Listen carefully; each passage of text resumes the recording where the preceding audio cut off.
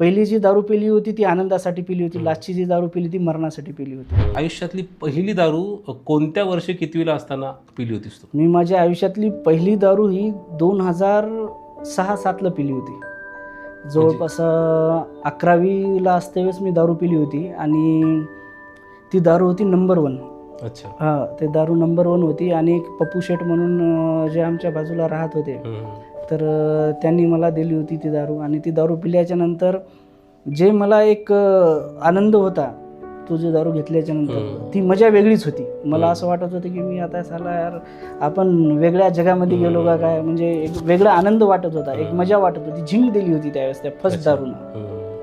आणि त्याच्यानंतर जे सफर जे चालू झाला दारूचा, तो हळूहळू वाढत गेला. म्हणजे सांगायचं झालं तर मी माझ्या पहिल्या दारू आणि लास्टच्या दारूमध्ये जमीन आसमानचा फरक आहे. पहिली जी दारू पिली होती ती आनंदासाठी पिली होती, लास्टची जी दारू पिली ती मरणासाठी पिली होती.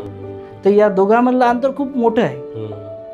जर ते सांगायचं जर झालं तर मी ज्यावेळेस सुरुवातीला दारू पिली होती तर मला असं वाटत होतं की या दारूमुळं माझं टेन्शन, प्रेशर, सर्व गोष्टी वगैरे निघून जातील. पण तसं काही माझ्यासोबत झालं नाही. तसं ते दारूचं प्रमाण हळूहळू वाढत गेलं.